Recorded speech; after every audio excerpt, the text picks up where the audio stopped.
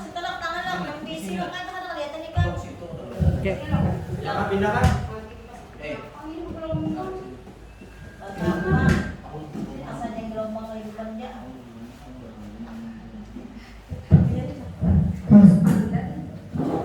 Tes 1 2. Ya.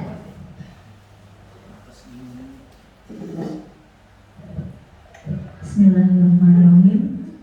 Assalamualaikum warahmatullahi wabarakatuh. Yang terhormat dan yang ulun banggakan Ibu, Bapak, Guru, serta tenaga pendidikan SDN 2 Sungai Tiung.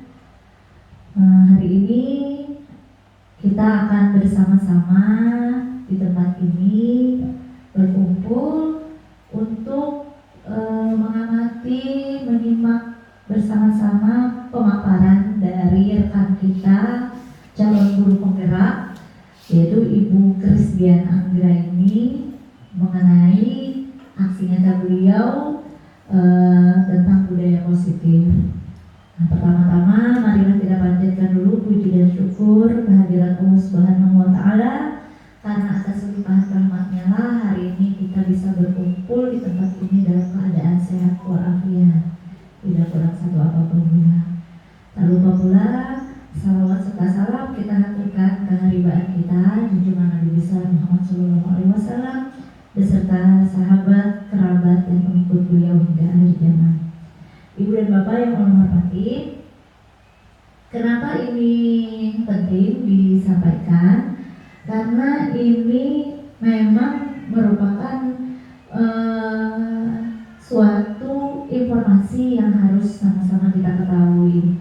Ya, kebetulan sekali ini di awal ajaran, jadi kita bisa nanti melihat, mengambil intisari yang baik dari aksi nyata yang sudah dilakukan oleh Ibu Krisdiana, dan saya harap nanti rekan-rekan yang ada di sini bisa mengimplementasikannya juga di kelasnya masing-masing. Baik, kita serahkan saja waktu kepada Ibu Krisdiana Anggraini SPD. Kepada Ibu kami persilakan. Terima kasih Ibu Kepala Sekolah.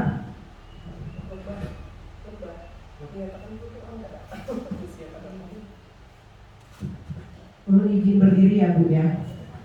Oke. Assalamualaikum warahmatullahi wabarakatuh.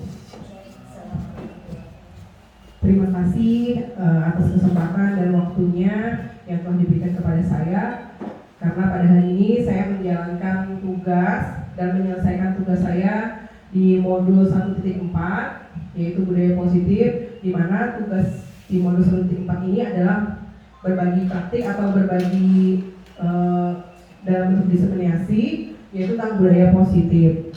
Namun sebelumnya mengucapkan terima kasih karena Bapak Ibu sudah bersedia nantinya mendengarkan selama 1 jam ke depan, mau mendengarkan saya. Artinya di sekolah ini dukungan dari kepala sekolah, dukungan dari kawan-kawan rekan guru dan teknik juga yang luar biasa.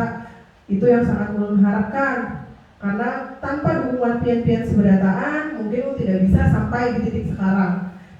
Alhamdulillah lagi karena kepala sekolah kita juga dulunya guru penggerak, jadi beliau memahami bagaimana tugas-tugas saya sebagai calon guru penggerak yang harus saya jalankan. Baik Bapak Ibu sekalian, pada hari ini Ulun akan berbagi pengalaman dan juga berbagi ilmu yang sudah Ulun dapatkan selama 2 bulan pendidikan guru penggerak angkatan 8. Nah, dalam hal ini yang akan Ulun sampaikan, yang akan Ulun berbagi, namun juga kita nantinya sama-sama belajar supaya ke depannya sekolah kita bisa menjadi lebih baik lagi. Nah, materinya adalah tentang budaya positif. Apa sih budaya positif? Nah, nanti kita sama-sama mempelajarinya. Nah, di dalam budaya positif ini ada beberapa yang Ulun pelajari. Yang pertama tentang disiplin positif dan nilai-nilai kebijakan universal. Yang kedua, teori motivasi, hukuman, penghargaan, dan restitusi. Selanjutnya, keyakinan kelas, kebutuhan dasar manusia dan dunia berkualitas. lalu ada 5 posisi kontrol. Itu kita nanti sebagai guru ada posisi yang harus kita tempatkan saat kita mengambil keputusan jika ada masalah kepada siswa. Terus yang terakhir adalah segitiga restitusi. Nah, mungkin masih ada yang hal-hal asing ya pada materi ini, nanti kita bahas sama-sama. Nah, namun sebelum kita masuk ke dalam materi, kita sama-sama merenungkan. Nah, di sini ada sebuah kegiatan yang bisa nantinya jadi renungan kita bersama-sama. Coba kita lihat. Kita praktikkan sama-sama ya. Yang pertama, coba kepalkan tangan Bapak Ibu. Coba kita kepalkan. Bayangkan di dalam tangan Bapak Ibu menyimpan sesuatu yang sangat berharga. Terserah mau apa, misalkan intan berlian atau apapun yang sangat Ibu sayangi, Bapak Ibu sayangi di dalam kepalan pian-pian.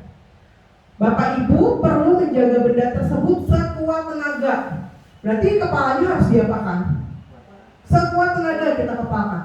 Karena begitu pentingnya benda yang ada di dalam kepala Bapak Ibu itu bagi pian-pian.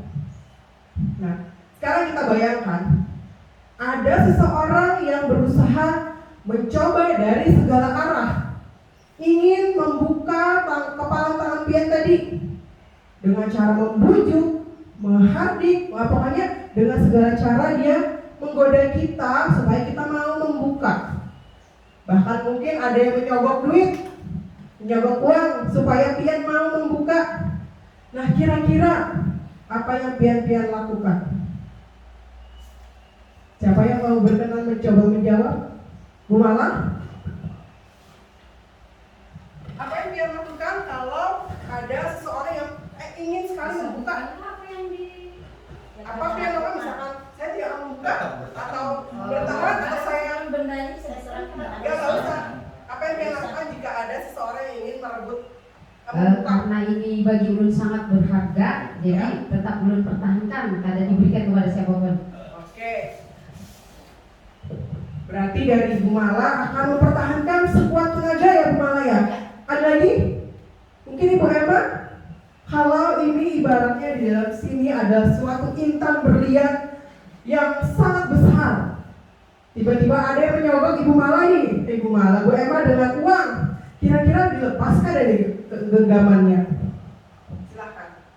Kalau menurut saya, karena itu sudah kita memiliki prinsip dan tekad yang kuat, yang barang berharga milik kita, semaksimal mungkin kita mempertahankannya walaupun berbagai macam godaan yang datang. Dengan semangat kita tetap bertahan. Oke, terima kasih luar biasa. Dari 2 jawaban tadi, satu lagi Bapak Bani, nah mewakili bapak-bapaknya. Kira-kira apa yang pian lakukan Pak jika ada harta benda nih, istilahnya di dalam genggaman pian mau direbut orang dengan cara bermacam-macam? Kira-kira gimana Pak? Terima kasih. Pokoknya karena benda yang saya genggam itu sangat berharga, apapun tantangannya tetap tidak saya buka. Oke. 3 orang menyatakan tidak akan membuka. Wah, luar biasa. Artinya begitu berharganya sesuatu yang ada di genggaman tangan Bapak Ibu sekalian. Nah, begitu juga nantinya kaitannya dengan budaya positif ini, yaitu tentang kedisiplinan. Nah, ada kaitannya. Artinya ketika kita sudah punya suatu keputusan, suatu yang sangat penting, artinya apa? Kita harus konsekuen, harus disiplin menjaga hal tersebut. Misalkan seperti kita di sekolah punya peraturan. Nah, peraturan itu nantinya berkaitan dengan kesepakatan. Berarti harus kita jalankan dengan sungguh-sungguh. Tidak ada toleransi lagi kalau itu memang berharga untuk kita. Nah, itu nanti kaitannya dengan disiplin. Nah, jadi Bapak Ibu ya, kita sudah masuk, sudah kita bayangkan jika ada sesuatu yang penting untuk kita, yang sangat berharga, berarti harus dipertahankan. Nah, berkaitan dengan hal itu, kita lihat di sini ada tentang pendekatan teori kontrol.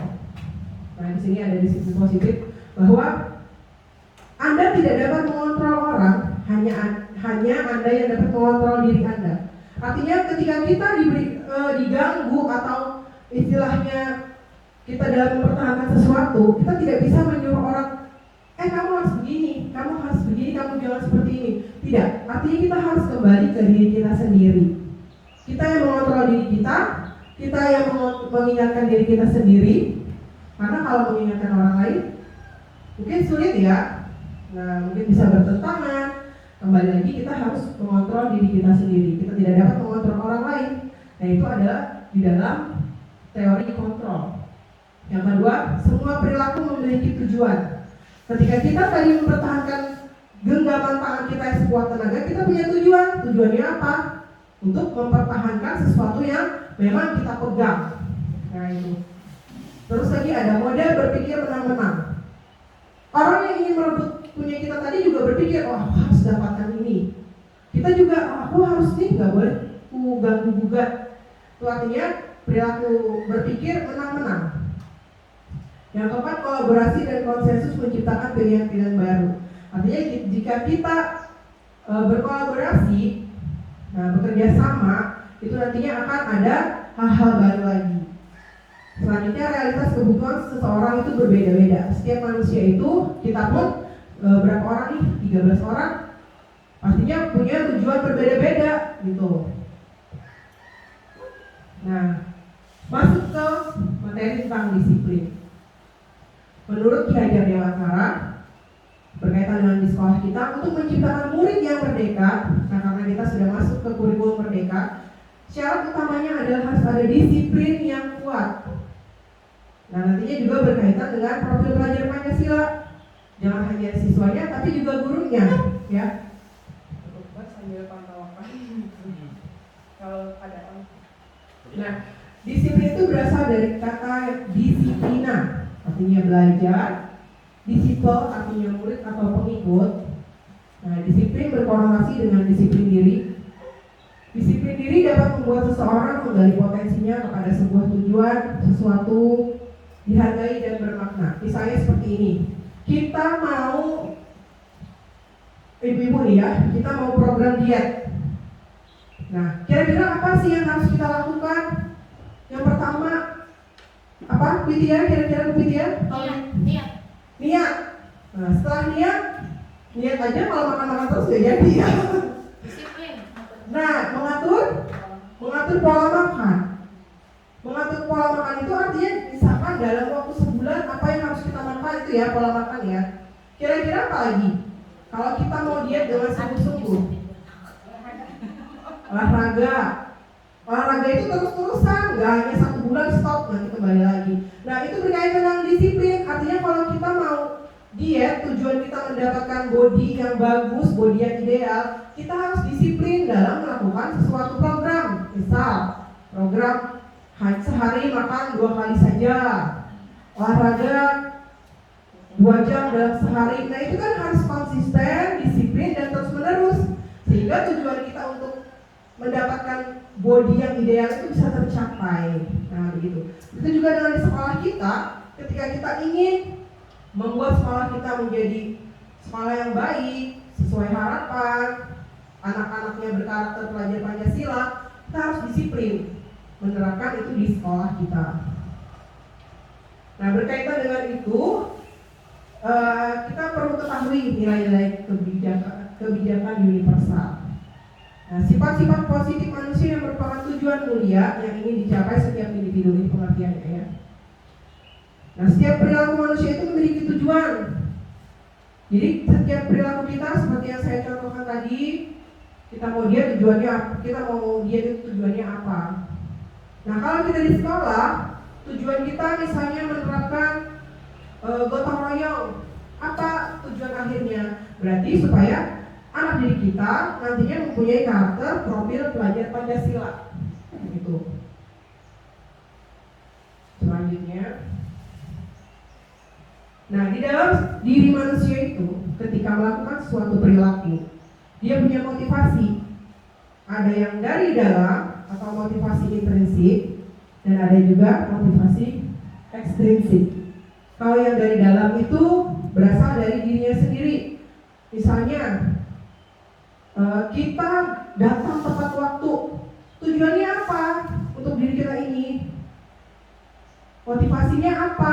Misalkan kalau saya datang tepat waktu, oh saya ingin menghargai pekerjaan saya ingin menjalankan kewajiban saya, tanggung jawabnya kepada Allah, misalkan kita motivasi dari diri sendiri. Sedangkan misalnya motivasi dari luar, oh biar aku nanti jadi guru teladan, atau oh nanti kalau aku datang tepat waktu diberi penghargaan oleh ibu kepala sekolah, dipuji oleh teman. Nah itu berarti adalah motivasi ekstrinsik. Misalkan kalau datang tepat waktu, oh aku kan diberi hukuman nih nanti sama ibu kepala sekolah. Seperti itu juga dengan murid kita. Ketika mereka datang tepat waktu, bisa jadi anak ini berpikir, oh aku adalah seorang pelajar yang harus datang tepat waktu. Kalau dari motivasi ekstrinsiknya, bisa jadi dia mengharapkan penghargaan, atau juga dia menghindari hukuman, supaya aku kan dihukum ketika aku datang terlambat. Nah itu motivasi perilaku manusia. Nah sekarang kita ke restitusi. Nah dari bahasanya, apa sih restitusi? Kayaknya asing gitu ya. Saya juga dulu awalnya asing, bener apa sih restitusi? Bahasanya kayak kelas kejahatan gitu.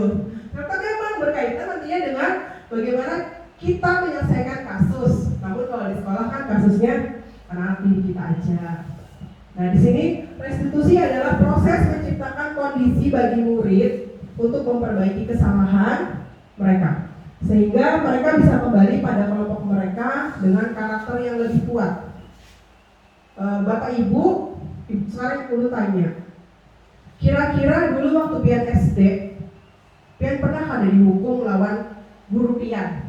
Ada yang pernah nggak? Pak Agus pernah nggak dihukum sama gurunya waktu SD?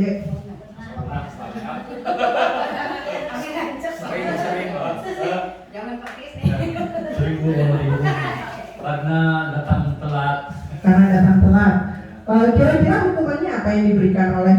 Berjemur di muka halaman sekolah. Berjemur, oke. Kalau Ibu Baya?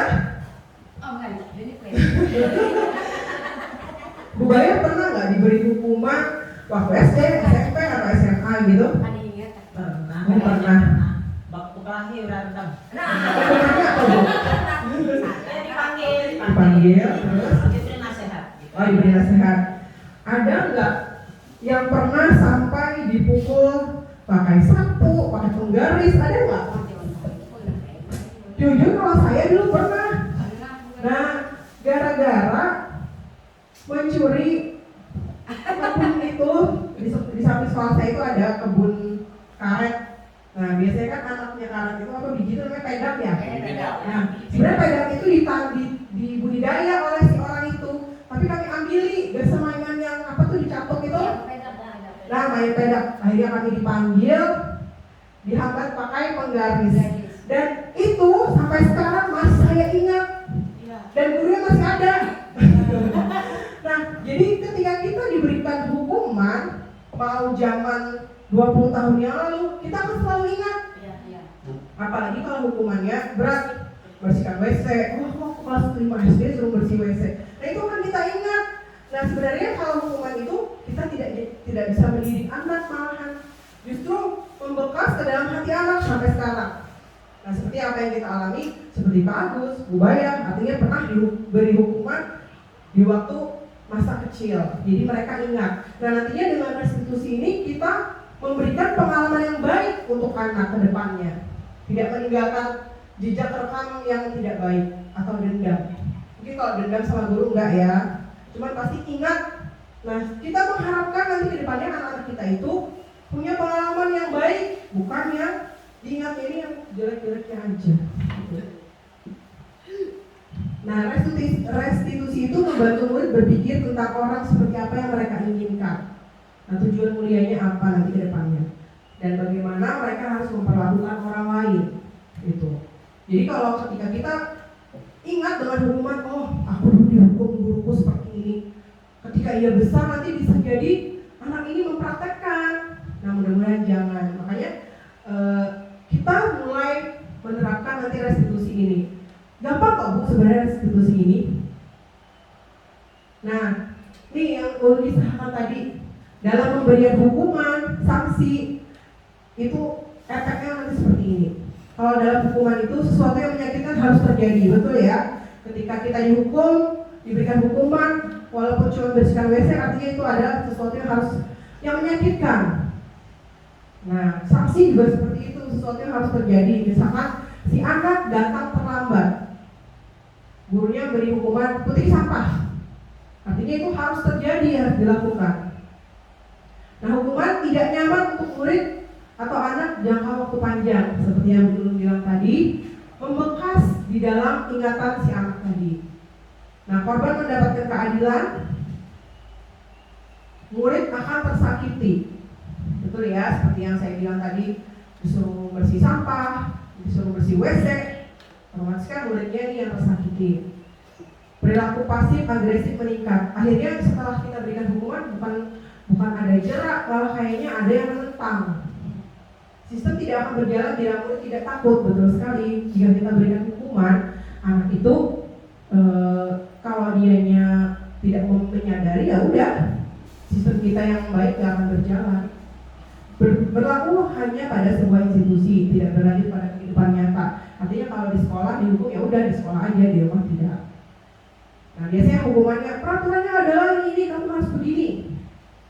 Peraturannya kamu datang tepat waktu, kamu harus seperti apa, jangan terlambat misalnya. Itu pada hukuman. Murid akan membenci peraturan. Jadi sia-sia ketika kita memberikan hukuman, sehingga peraturannya pasti dibenci. Misalkan peraturannya datang tepat waktu, pasti dia benci. Nah, aku terlambat gara-gara ini, nggak bisa kamu kalau datang tepat waktu. Nah, seperti itu. Kurang lebih juga dengan sanksi. Cuman kalau di sanksi atau konsekuensi ini lebih menghormati dia peraturannya. Kalau di restitusi ini merupakan pilihan menguatkan untuk murid dalam jangka waktu panjang. Nah, korban mendapatkan ganti. Jadi misalkan kita berikan pilihan dulu si anak ini, misalkan dalam menyelesaikan masalah siswa, kayak Ulun kemarin ada menyelesaikan masalah siswa Ulun 1 karena dia datang pakai sendal. Jadi Ulun tanya, Masih kenapa pakai sandal? Basah bu, sendalnya, sepatunya basah. Terus saya kita gali terus, kita beri solusi. Dia sendiri nantinya yang akan menentukan solusi, bukan kita hanya memancing. Jadi si murid juga akan mendapatkan penguatan, masalahnya terpecahkan, murid akan belajar bertanggung jawab untuk perilakunya. Nah, fokusnya pada penyelesaian masalah dalam jangka waktu panjang. Kalau kita memberikan hukuman atau sanksi, selesai sehari itu aja selesai, tapi tidak untuk kedepannya. Bisa jadi nanti akan terulang kembali. Nah, biasanya pada restitusi itu kata-katanya apa yang kamu yakini, apa yang bisa kamu lakukan untuk memperbaiki masalah, itu kita tawarkan kepada dia. Nah, murid akan menghargai dan menghormati dirinya dan orang lain. Itu pada restitusi. Nah, ini penerapannya. Dalam restitusi selalu berusaha membangun motivasi, unsur intrinsik siswa dan contoh tindakan yang positif. Jadi kita di sekolah ini membangun unsur intrinsik ini, maksudnya kita memotivasi siswa. Nah, kedepannya seperti apa, kalian mau jadi apa, kalian mau seperti apa, dan selalu memberikan tindakan-tindakan positif kepada siswa dalam restitusi. Selalu berusaha memilih opsi restitusi jika anak berperilaku negatif. Nanti ada di sini tampilannya segitiga restitusinya. Berkolaborasi dengan teman sejawat dalam menerapkan budaya positif di sekolah. Jadi kita sama-sama nantinya menerapkan budaya positif di sekolah kita agar anak-anak mempunyai karakter yang lebih baik lagi. Nah, sebelum masuk keyakinan kelas, supaya tidak tegang, Ulun mau mengajak Bapak Ibu sama-sama bergerak nih. Mau ya, bergerak ya, supaya tidak capek duduk aja. Yuk kita berdiri yuk semua Bapak Ibu. Nah, supaya kita semangat. Nanti bergerak semua ya.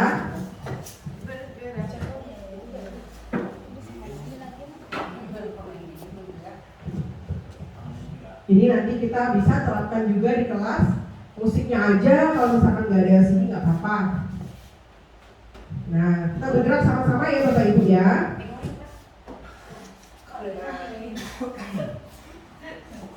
Nanti semangat ya, ada olahraga.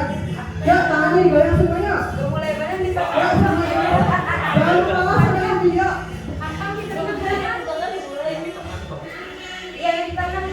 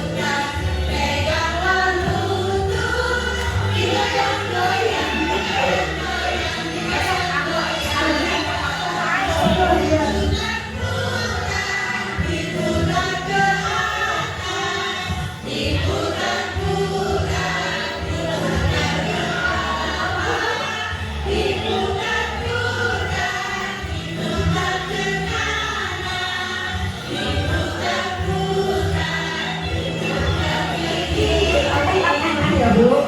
Ya, goyang lagi.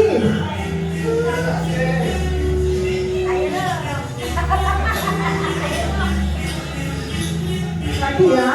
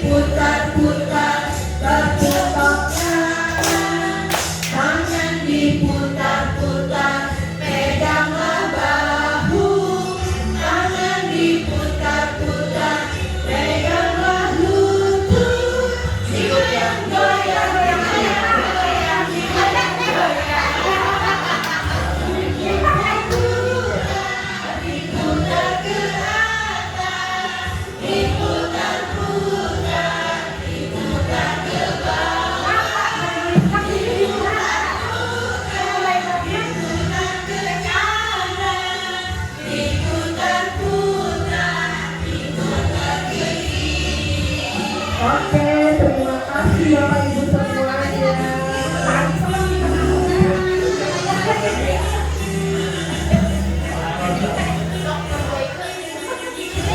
Ya, terima kasih Bapak Ibu. Nah, gimana? Masih semangat ya? Kita lanjut lagi ya Bapak Ibu. Nah, sampai kita di keyakinan kelas. Apalagi keyakinan kelas ini? Nah, kayaknya kata-katanya itu asing gitu ya. Masih semangat ya Bapak Ibu ya? Oke, ini dulu. Nah, keyakinan kelas. Apa sih keyakinan kelas? Pasti Bapak Ibu sudah nih ada yang membuat. Apalagi kalau kurikulum merdeka pasti sudah membuat namanya keyakinan kelas ya. Sebenarnya kita ini sudah melaksanakan, cuma kita tidak tahu, oh ini toh namanya keyakinan kelas. Nah, kita pahami sama-sama ya, karena juga ulun sama-sama masih belajar. Nah, kenapa kita memiliki peraturan? Ini ada sebuah kasus. Mengapa kita memiliki peraturan harus menggunakan helm jika mengendarai roda 2? Kira-kira kenapa Bu alasannya? Kenapa kita memiliki peraturan harus menggunakan helm jika mengendarai roda 2? Kira-kira kenapa? Untuk apa sih diterapkan peraturan menggunakan helm? Supaya apa? Kita berkendara menggunakan helm untuk keamanan diri kita sendiri, terutama untuk melindungi kepala kita. Oke, terima kasih. Jadi yang pertama, kita menggunakan helm itu untuk keselamatan diri kita. Dan juga peraturan dari lalu lintas ya, kita harus menggunakan. Terus yang kedua, mengapa kita memiliki peraturan 3M, yaitu menggunakan masker, mencuci tangan, dan menjaga jarak 1 meter. Kira-kira kenapa? Supaya apa gitu? Ya, selama COVID. Kenapa kita harus menaati itu? Ya. Supaya apa? Ini karena waktu pandemi ya Bu ya. Ya. Pemerintah menganjurkan kita untuk menggunakan masker, mencuci tangan, dan menjaga jarak. Jadi kita harus mengikuti peraturan apa yang disarankan oleh pemerintah demi menjaga virus tersebut tidak menyebar kemana-mana. Nah, jadi ketika kita menerapkan menggunakan helm, artinya kembali ke diri kita sendiri untuk menjaga keselamatan diri kita. Terus yang kedua, mengapa kita harus menerapkan budaya 3M? Menggunakan masker, mencuci tangan, dan menjaga jarak. Yang pertama karena peraturan. Dan yang kedua juga, ketika kita menerapkan 3M ini, kita bisa menghindari dari penyebaran virus, terutama waktu kita COVID kemarin. Tidak COVID pun sebenarnya kita harus menerapkan ini, karena debu, penyakit-penyakit itu kita tidak tahu, bakteri-bakteri, virus-virus itu yang bertebaran kita tidak tahu, tidak melihat. Dengan kita menerapkan ini, otomatis kita bisa menjaga dan melindungi diri kita sendiri. Nah, nanti tujuannya apa? Supaya kita tidak, kalau yang di atas tujuannya keselamatan, kalau yang kedua tujuannya kesehatan. Nah, artinya kembali ke diri kita masing-masing lagi. Nah, kalau keyakinan kelas, seseorang akan lebih tergerak dan bersemangat untuk menjalankan keyakinan daripada hanya sekedar mengikuti serangkaian peraturan tertulis tanpa makna. Jadi ketika kita punya kesadaran dan kita meyakini seperti dua hal tadi, oh kalau aku pada pakai helm, bisa jadi aku jatuh, tabrakan, kepala pecah, misalkan aku bilang jari ya. Terus yang 3M tadi, kalau kita meyakini bahwa ketika kita menerapkan 3M, kita akan terhindar dari penyakit. Nah, kita akan tidak menularkan penyakit. Seperti itu juga dengan keyakinan kelas. Nah, keyakinan itu kita meyakini suatu hal akan baik terhadap diri kita. Nah, ini keyakinan kelas, berarti keyakinan yang ada di dalam kelas kita masing-masing. Nah, siswa itu akan lebih tergerak dan bersemangat ketika dia meyakini, oh misalkan ternyata datang tepat waktu itu bagus ya untuk saya. Kembali lagi ke motivasinya. Tidak hanya sekedar paksaan.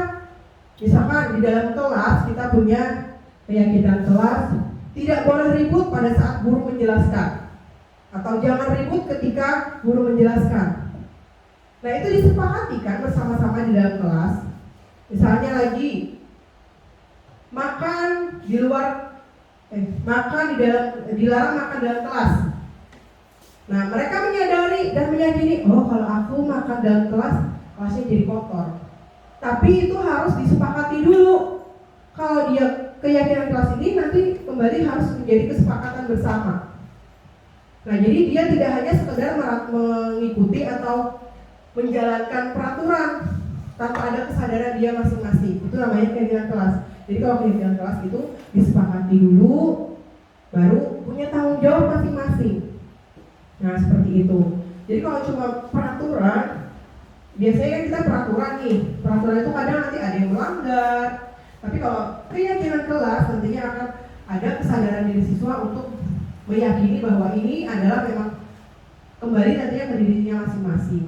Gitu. Nah, pembentukan keyakinan kelas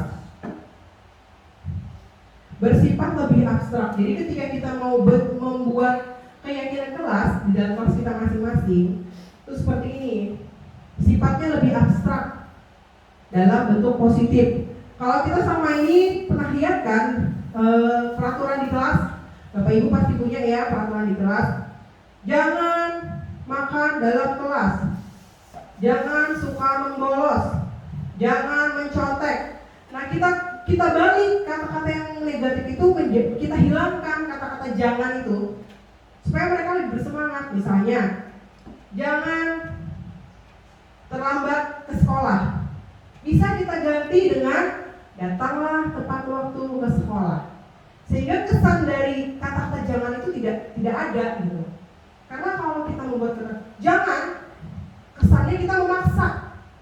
Nah, sehingga kita belajar untuk mengubah kalimat-kalimat negatif itu menjadi kalimat yang lebih positif, yang lebih tujuan kita supaya anak ini merasa oh ini ternyata harus begini. Seperti yang saya bilang tadi, misalkan awalnya dulu kita jangan datang terlambat datang ke sekolah tepat waktu. Misalnya lagi, jangan ribut di dalam kelas. Kira-kira apa positifnya? Belajarlah dengan tenang. Belajar dengan tenang, ya bagus. Apalagi misalnya menjaga ketertiban di kelas itu sudah positif ya Bu ya. Selama ini kan kita banyak sering itu di peraturan yang tertempel di kelas itu menggunakan pasti jangan dilarang itu bersusun aja. Nah sekarang mulai hari ini kita ubah menjadi kalimat yang lebih positif. Jangan berkelahi dengan teman. Berarti kira-kira apa kalimat positifnya? Saling menyayangi dan menghormati teman di kelas. Nah itu di kelas. Nanti kalau di sekolah apalagi bisa dikembangkan lagi. Terus misalnya biasanya apa ya jangan itu sering banget Bu. Jangan buang sampah sembarangan. Nah itu ya sering sekali. Jangan membuang sampah sembarangan. Sampai ke poster-posternya biasanya ada. Nah mulai sekarang bisa kita ubah menjadi kalimat positif. Buanglah sampah pada tempatnya. Kita aja yang tua nih Bu, misalkan, jangan datang terlambat. Pesannya kan kayaknya kita diatur banget nih. Nah, kalau kita ubah, datanglah tepat waktu. Otomatis apa? Dalam diri kita ini tertanam. Oh iya, aku harus datang tepat waktu. Karena kalimatnya lebih meyakinkan kita dan memotivasi diri kita gitu. Berupa pernyataan bukan pertanyaan, salah ketik. Berupa pernyataan universal, maksudnya udah dikenal sama siswa, jadi nggak asing.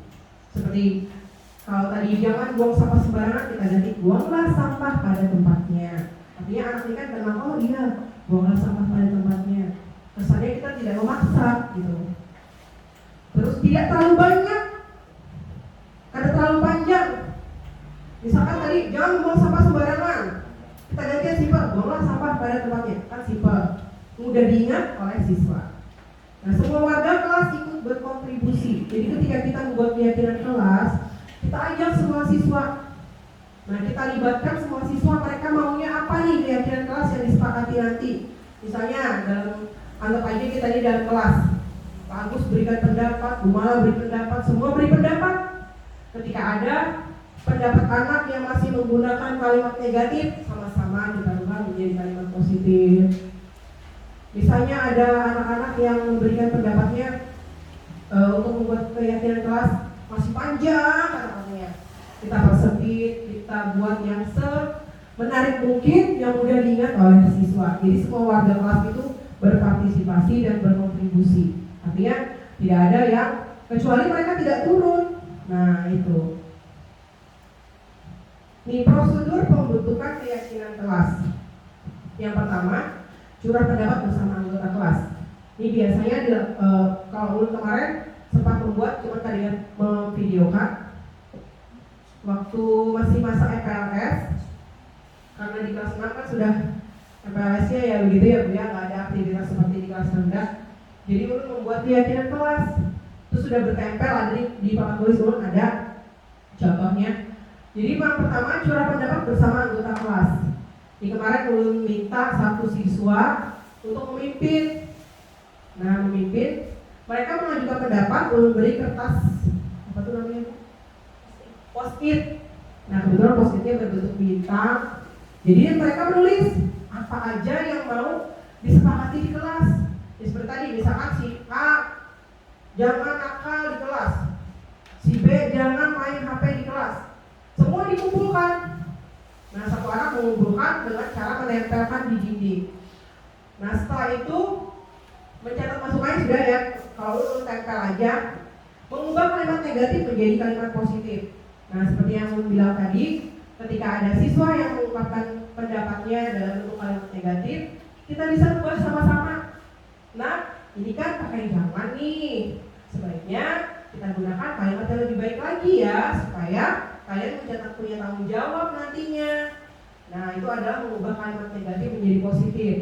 Kalau orang Jawa, jangan itu kan sayur. Nah kalau kita bilang jangan kebanyakan sayur. Terus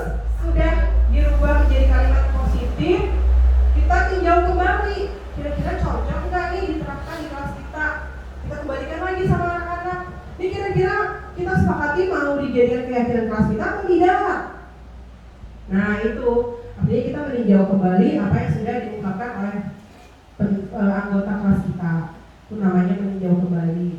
Setelah sudah ditinjau, sudah oke, si anak-anaknya sudah oke, baru kita minta teman-teman siswa kita di kelas menandatangani. Artinya mereka sudah setuju dengan keyakinan kelas yang sudah dibuat yang berasal dari pendapat mereka masing-masing gitu. Lalu yang terakhir ditempel di dinding. Nah itu di kelas 6 ada, masih berupa ini sih, masih berupa tempelan hasil. Nanti rencananya mau ulun bikin poster, ulun sempat nanti ditempel. Jadi tujuan kita menempel itu supaya anak ingat terus. Oh ternyata kemarin keyakinan kelas yang aku bikin seperti ini, yang disepakati teman-teman gitu. Nah refleksi, anak lebih antusias melaksanakan keyakinan kelas. Jadi dalam membuat keyakinan kelas, anak-anak siswa kita itu akan insya Allah akan lebih antusias melaksanakan keyakinan kelas karena dia punya tanggung jawab masing-masing terhadap apa yang sudah mereka curahkan pada saat pembuatan keyakinan kelas.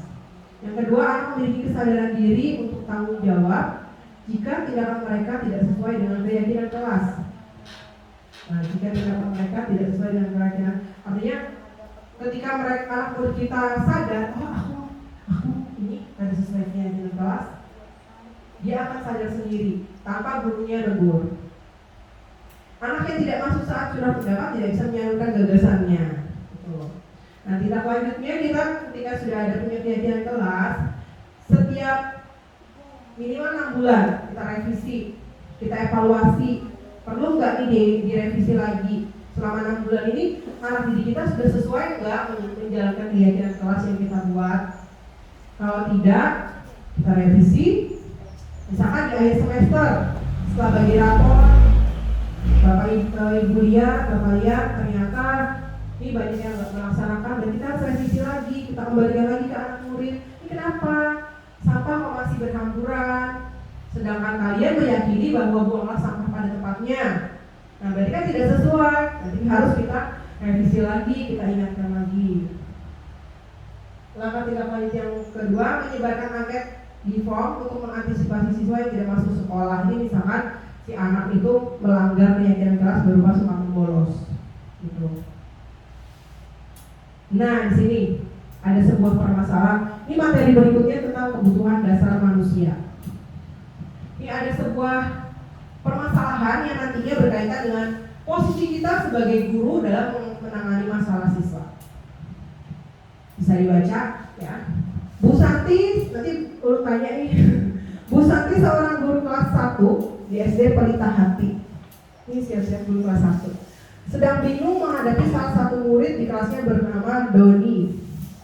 Beberapa anak di kelas 1 datang dan mengeluhkan kelakuan Doni yang sering sekali meminta bekal makan mereka dengan paksa. Jika Anda menghadapi situasi seperti Ibu Santi, apa yang Anda lakukan? Dan menurut Anda kira-kira mengapa Doni melakukan hal itu? Nanti berkaitan dengan 5 kebutuhan dasar manusia dan juga kita sebagai guru mengetahui posisi kultural kita. Nih, saya mau tanya guru kelas 1 dulu. Kira-kira jika Anda menghadapi situasi seperti Ibu Santi dalam kasus itu, apa yang dilakukan?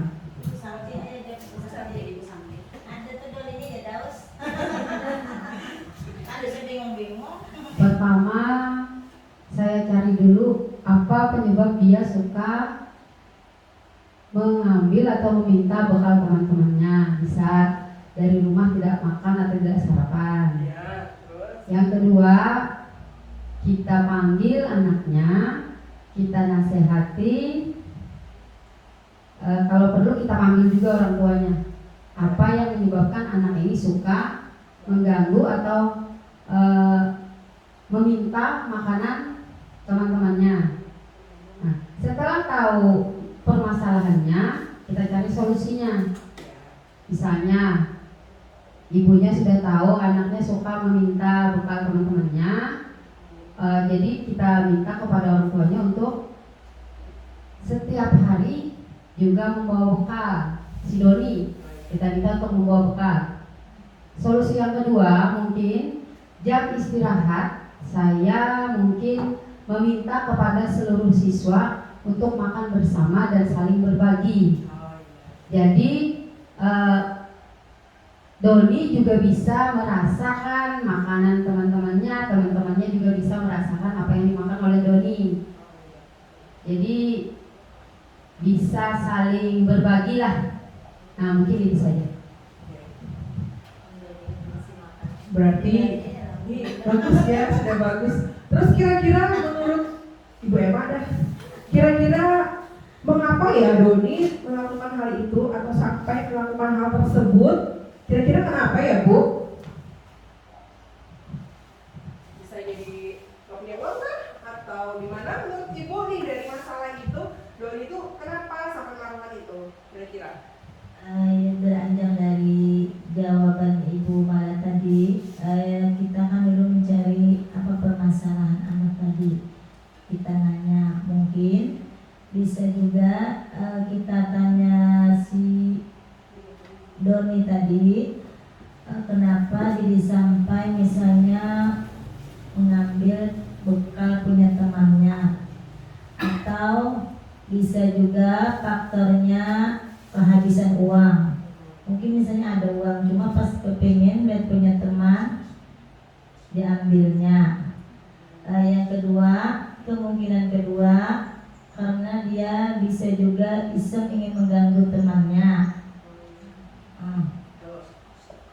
Misalnya kan pernah kan ini mungkin sudah kita jalani lah di sekolahan, kita alami sendiri ini. Nah kemarin ulun nggak ikut juga menanyakan karena mungkin nggak wali kelasnya, jadi nggak menanyakan sedetail permasalahan anak ini. Jadi kemungkinan itu mungkin ada. Nah diantaranya tadi karena dikasih uang jajan sedikit, lalu anak tadi bisa mengambil punya temannya dengan paksa. Terima kasih. Jadi kira-kira menurut Ibu kenapa Doni melakukan itu karena faktor tidak punya uang, tidak kurang kasih sayang dari orang tua, bisa jadi ya Bapak Ibu ya, karena dia karena diberi bekal oleh orang tuanya, artinya orang tuanya tidak memperhatikan, kurang kasih sayang, akhirnya dia merebut, memaksa punya temannya. Nah ini berkaitan dengan 5 kebutuhan dasar manusia. Nah 5 kebutuhan dasar manusia itu, ini anggap aja diagram lingkaran, bertahan hidup 20%. Nah jadi setiap perilaku kita itu ada punya tujuan dasarnya. Misalkan kayak kita makan setiap hari, tujuannya apa? Bertahan hidup. Kalau kita makannya mau yang enak, kesenangan. Kita mentraktir kawan-kawan, kasih sayang dan rasa diterima. Oh artinya nih, aku misalkan ngajak teman-teman makan, aku pengen disayangi kawan. Nah, aku pengen diterima oleh kawan gitu. Seperti juga misalkan anak murid nih suka bagi-bagi makanan, apa sih yang mendasari anak itu? Bisa jadi dia merasa pengen disayangi kawan, pengen merasa senang ketika bisa membagi-bagikan makanan kepada teman. 20% penguasaan dan juga kebebasan. Nah nanti dari kasus itu tadi kira-kira yang mana yang masuk si Doni yo? Yang masuk kasus Doni tadi bisa jadi kasih sayang dan rasa diterima. Dia ingin sekali teman-temannya bisa berbagi dengan dia. Dia ingin sekali gurunya mencurahkan perhatian lebih ke si Doni. Bisa jadi dia pengen kasih sayang dari orang tuanya. Jadi kita belum tahu apa dasar kebutuhan si Doni ini tadi. Cuma kita bisa kira-kira dari lingkaran ini. Lanjut. Nah, sebagai guru tadi, seperti yang Ibu Mala bilang, kita harus seperti ini. Kita harus seperti ini. Itu adalah kaitannya dengan 5 posisi kontrol. Kita sebagai guru dalam menyelesaikan masalah siswa bisa menempatkan diri kita sebagai yang pertama penghukum, bisa sebagai pembuat orang merasa bersalah, bisa sebagai teman, bisa sebagai pemantau, dan terakhir sebagai manajer. Kalau kita sering sebenarnya sudah melakukan 5 posisi ini sering. Misalkan ada anak yang berkelahi, kalau kita sebagai penghukum langsung, kenapa jadi berkelahi? Silahkan berjemur di tiang bendera. Nah itu posisi penghukum. Terus lagi membuat orang merasa bersalah ketika si anak tidak mengerjakan PR. Ini ibunya bilang, nah, kok Bianca udah mengerjakan PR? Bianca kasihan lawan Ibu Kris nih. Ibu Kris sudah membuatkan PR nih supaya dia pintar. Nah itu adalah membuat orang merasa bersalah. Dia nantinya akan menyadari, oh iya ya, gara-gara aku kadang mengerjakan PR, Ibu Kris jadi sedih karena Ibu Kris tidak bisa memberikan nilai. Nah itu. Nah kalau posisi kita sebagai teman, kita membuatkan alasan-alasan. Misalnya masalah tidak mengerjakan PR, kita rangkul lah si anak ini. Nah, kok kita mengerjakan PR? Kita tahu alasannya.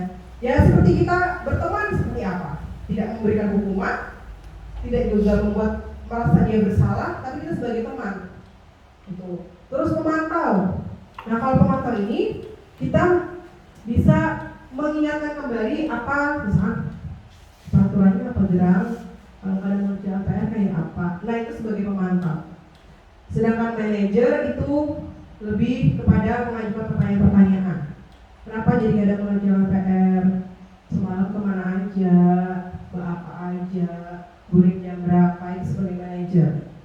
Artinya kita lebih menguatkan kepribadian si anak. Nah lanjut ya. Nah ini penerapannya.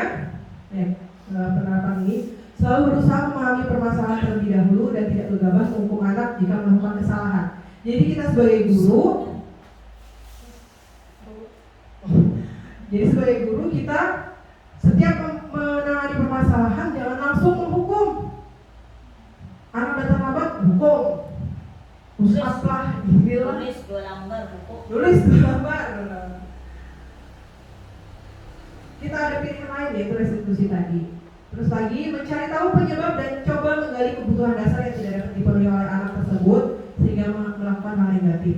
Dengan begitu kita dapat mencari solusi dengan tepat. Nah seperti kasus Doni tadi kan, Ibu Maka bilang ketika ada masalah itu muncul, dia memanggil dulu anaknya, dicari tahu penyebabnya, baru dicarikan solusi. Nah itu yang bagus. Artinya tidak langsung menghukum, sehingga si anak ini, kalau hukuman tadi kan memberikan efek dendam, ingat seumur hidup.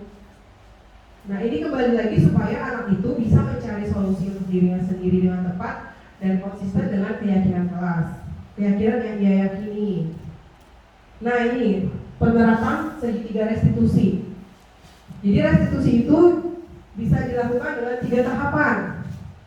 Memang bentuknya segitiga. Yang pertama, jika ada masalah itu kita validasi tindakan yang salah. Kita cari tahu dulu, panggil anaknya. Kamu tahu nggak Ibu Kris panggil ke sini? Nah itu kita memvalidasi tindakan. Ya, pasti kan dia ngomong, oh iya Bu, saya tadi ini. Nah setelah divalidasi, kita tanyakan lagi keyakinan kelas misalkan. Kamu tahu nggak kalau membolos itu keyakinan kelas kita atau tidak? Nah pasti kan dia yang tahu karena dia yang buat. Ya Bu, membolos itu bukan termasuk bukan keyakinan kelas kita. Nah setelah kita menanyakan keyakinan, ternyata dia bisa jawab. Terakhir kita stabilkan identitas siswa kita dengan cara mencarikan, kita menawarkan apa solusi kedepannya supaya si anak ini tidak membolos lagi. Kita kembalikan lagi, misalkan begini bentuk pertanyaannya. Nah, kira-kira supaya kamu tidak membolos lagi apa ya yang bisa dilakukan kedepannya? Nah, itu kita menstabilkan identitas. Nah, itu. Ini adalah tahapan untuk mempermudah melakukan restitusi. Insya Allah bisa ya Bapak Ibu nanti kedepannya ya. Nah, ini contoh. Ini adalah contoh. Ya, ini anak kesayangan Yuyun sekarang. Istimewa. Ini memang anaknya perlu di ekstra. Ya, mungkin kita lupa ini. Wah, ini saya kan ada jelas basir nah. Balung lagi nih ekstra. Kita lihat sih. Gimana kabarnya? Sehat? Baik ya, sehat? Basir tahu nggak kenapa Basir dipanggil itu? Kenapa?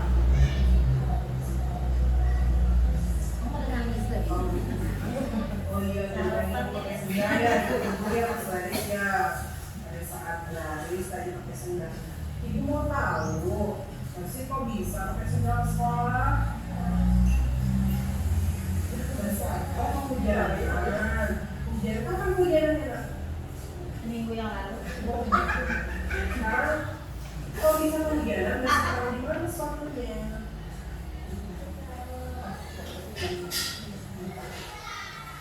Ini hujan sebelumnya. Kira-kira kalau Basir sudah menggunakan sendal, termasuk yang pasti kan? Berarti Basir melanggar yang pasti kan ya? Nah, sekarang kira-kira kok bisa Basir sampai meletakkan sepatu ini di luar terus hujanan sehingga Basir jadi makan. Kira-kira kenapa? Basir lupa ya? Oh iya, sekarang ini Basir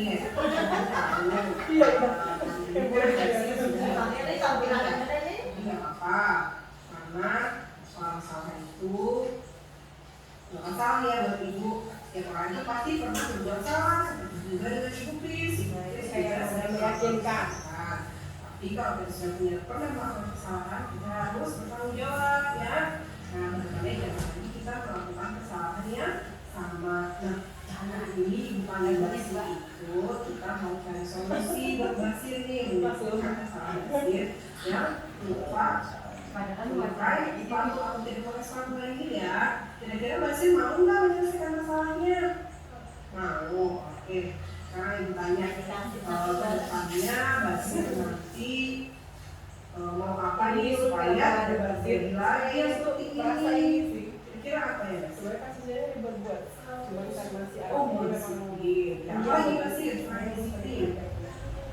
Mau bertanggung jawab. Caranya bagaimana? Jadi itu berapa menit ya?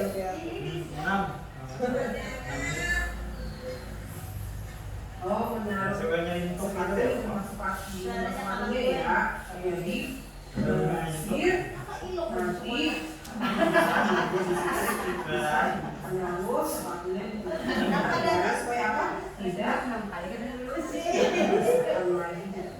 lagi. Terus kalau bertanggung jawab, Basir mau apa? Membiasakan diri untuk menjadi barang milik sendiri. Seperti tadi ya Basir ya.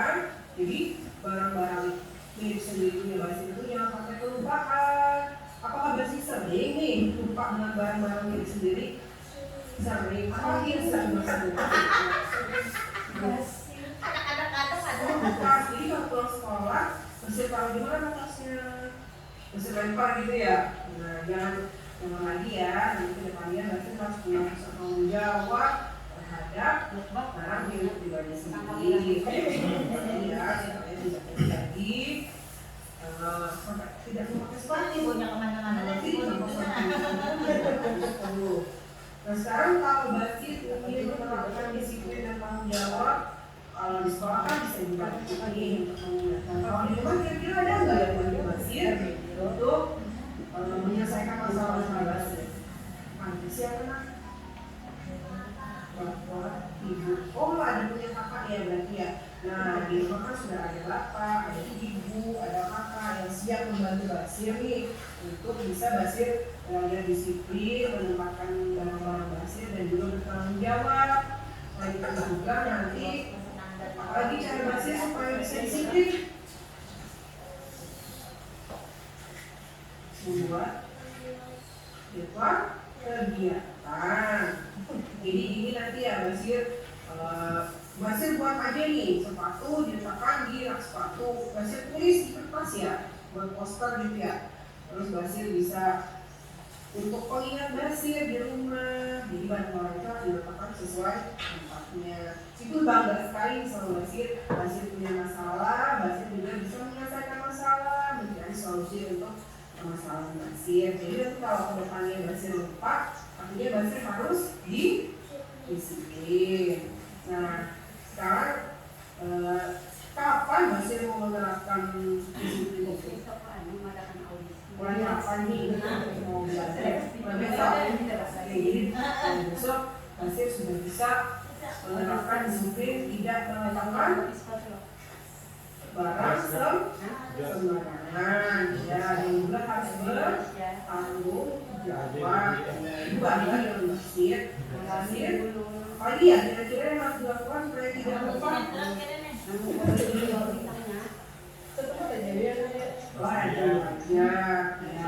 Jadi Basir mulai hari ini dan besok harus disiplin, harus supaya tidak terjadi kesalahan seperti ini lagi. Besok selalu dipakai ya Basir ya. Itu Ibu ucapkan terima kasih Basir sudah mau dipanggil ke sini menyelesaikan masalah Basir. Basir sebenarnya nggak masalah yang Ibu atasin. Nah, kita sama-sama ya Basir ya, untuk supaya Basir lebih baik lagi. Oke, kalau begitu setelah ini Basir kembali ke kelas ya. Terima kasih Basir.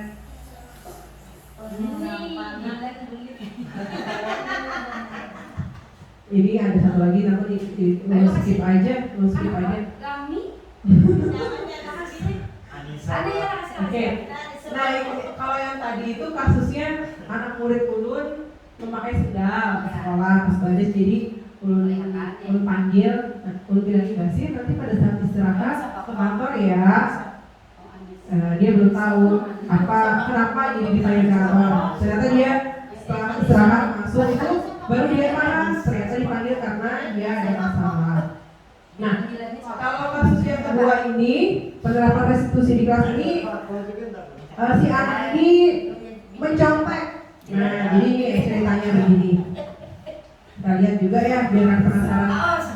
Jangan lihat ya. Udah makan kepalanya harusnya sih lah.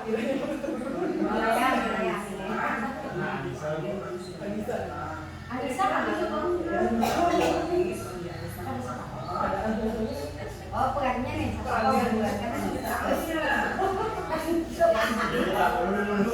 Pasti apa ada ganti tadi? Ya, kan kalau di kampung. Tadi pada saat pulangan, Anissa ini mencontek atau melihat jawaban sesat, betul tidak? Betul, berarti bisa tadi Ibu lihat berapa kali mau mencontek nih jawaban si Anissa. Apakah Anissa tahu perbuatan itu salah? Tidak tahu. Baik juga. Setiap manusia itu wajar ya berbuat salah, pasti pernah melakukan kesalahan. Juga Iblis juga pernah melakukan kesalahan. Tapi ketika kita sudah melakukan kesalahan, kita harus memperbaiki dan kita harus mencari solusi supaya masalah tersebut tidak terulang kembali. Sekarang Ibu tanya, kenapa Anissa sampai mencontek jawaban dari kita? Kenapa? Jadi anaknya kemalaman ya? Nah, jadi kalau bermain HP terlalu lama sehingga tidurnya juga kemalaman. Nah, menurut Anissa apakah main HP itu bagus? Tidak. Kira-kira apa dampaknya kalau kita bermain HP terlalu lama? Mengganggu kesehatan tidak? Mengganggu. Jadi Anissa tahu ya bahwa bermain HP terlalu lama itu bisa mengganggu kesehatan kita, utamanya kesehatan mata. Dan juga kalau Anissa main HP terlalu malam, tidurnya juga kemalaman dan bangunnya bisa kesiangan. Terus kalau main HP terus, kira-kira belajarnya gimana? Nah, bisa belajar ya dari malam ya. Nah, sekarang gini, kalau kita punya masalah berarti kita harus mencari solusi. Kira-kira kalau mencontek itu termasuk kegiatan kelas kita atau tidak? Ya, Anissa pernah kan waktu di awal pelajaran Ibu kita buat kegiatan kelas. Nah, apa ya kegiatan kelas yang pernah kita katakan kemarin? adalah setiap perkataan. Nah, dan tindakan ini ada kemarin kan kita sudah buat yang kelas atau kita lanjut dalam setiap perkataan dan perbuatan. Apakah saya yakin bahwa sikap begitu bagus? Yakin. Nah, kalau begitu, apa yang harus Anissa lakukan supaya Anissa tidak mencontek lagi yang ke depannya? Belajar dengan lebih giat lagi.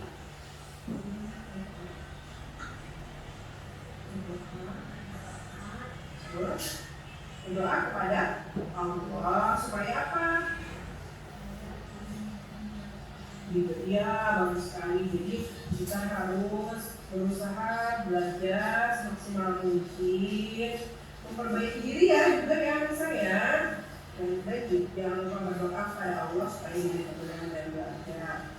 Alhamdulillah bagus sekali ya langkah Anissa untuk memperbaiki masalah dan menghadapi Anissa. Kira-kira Anissa kapan nih mulai menerapkannya? Yang tadi Anissa sebutkan kalau izin belajar sungguh-sungguh. Mulai besok, wow, jadi Anissa mulai besok mau belajar sungguh-sungguh.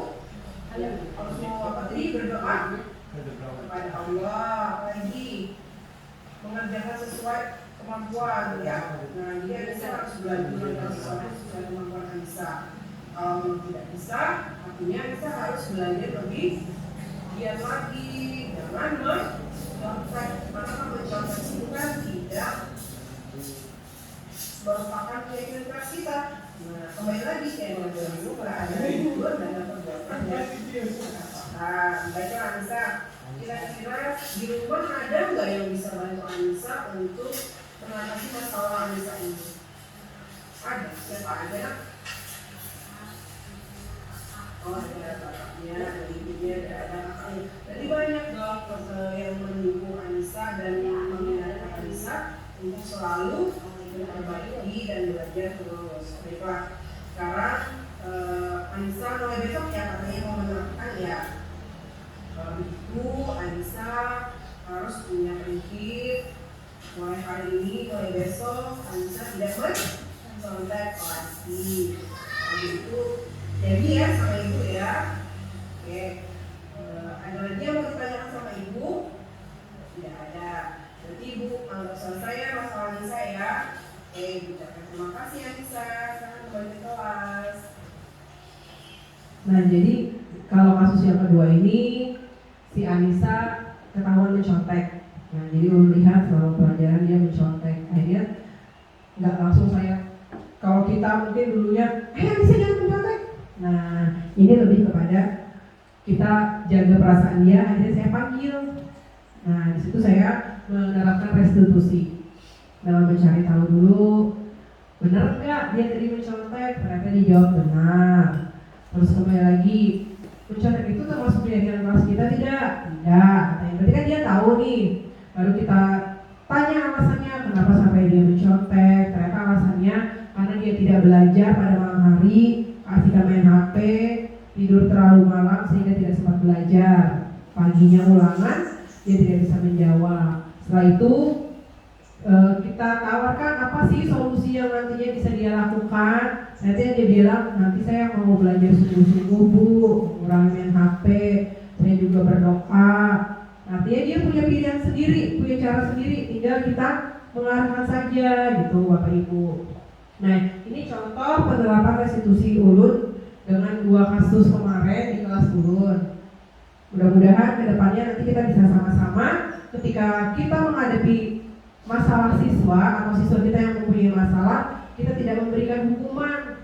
Nah, posisi kita bisa menjadi teman, bisa menjadi pembuat rasa bersalah, bisa jadi manajer, bisa pemantau.